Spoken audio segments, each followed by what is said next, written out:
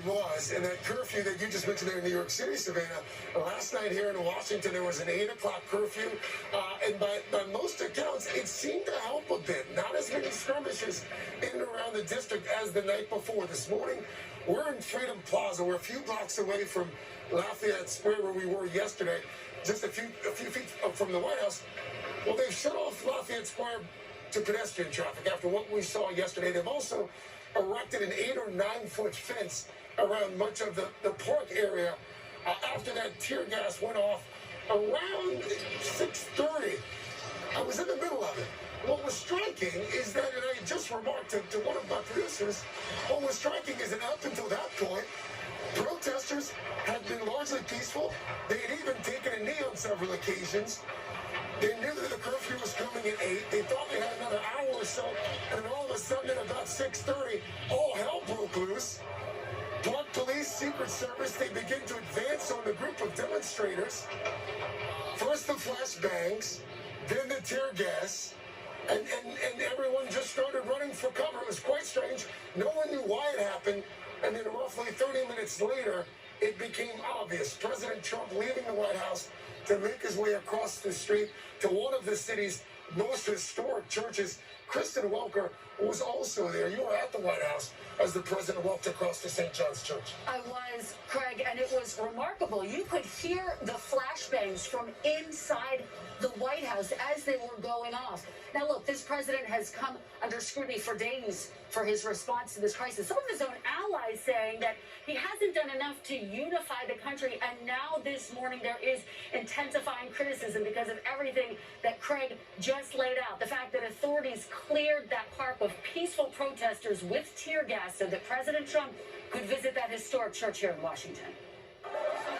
In the nation's capital, a stunning split screen. President Trump in the White House Rose Garden, breaking his relative silence after days of unrest following the death of George Floyd. I am your president of law and order and an ally of all peaceful protesters. But just minutes earlier in Lafayette Park, outside the White House, police firing tear gas and pepper spray at peaceful protesters, forcing them to disperse. Using flashbangs in front of them and mounted police to clear what has been an entirely peaceful protest. These images of a police officer striking a cameraman going viral. Then, in a surprise move, the president and his top advisors walked across the park to the historic St. John's Episcopal Church, where a fire was set during demonstrations Sunday night. The president holding up a Bible without any explanation. Is that your Bible? The Episcopal Bishop of D.C. blasting the president for what she called a photo op and saying she never gave him permission to be there. He was using our church as a backdrop and the Bible as a prop in ways that I found to be deeply offensive. The White House later tweeting out this video of the president's walk to the church, complete with dramatic music. Earlier, the president warning he's prepared to use the military in cities nationwide to stop riots if governors don't deploy their own National Guard to crack down. Hours earlier, the president lashed out at the nation's governors during a video conference, calling some of them weak and fools following days of unrest nationwide. In audio of the call obtained by NBC News, the president berated some governors for not calling in the National Guard. But you're making a mistake because you're making yourself look like fools. At least one governor, Democrat Jay Pritzker of Illinois, heard pushing back. I took and say that I've been extraordinarily concerned about the rhetoric that's been used by you. It's been inflammatory. Okay, well, thank you very much, Jay. I don't like your rhetoric much either. What? Now, multiple sources close to the White House tell us that President Trump's decision to go to that historic church was fueled in large part out of frustration, including by headlines that during Friday night's protest, the Secret Service had to usher him into that bunker underneath the White House. And Craig, we are told that it was the president's decision alone to go to that church. He wanted that shot, holding up that Bible. Now, White House officials, when we reached out to the White House, say those protesters were given 3 warnings that they needed to clear out. But we spoke to a number of protesters who told us they never heard those warnings. And I was one of the folks there who didn't hear that warning as well. Kristen Welker, thank you. The president, as Kristen just pointed out, coming under a fair amount of criticism. One of the loudest critics in the past 12 hours or so has been the bishop who oversees that historic church. Again, St. John's Church, known as the Church of Presidents. I had an opportunity to speak with the bishop who oversees it just a few minutes ago.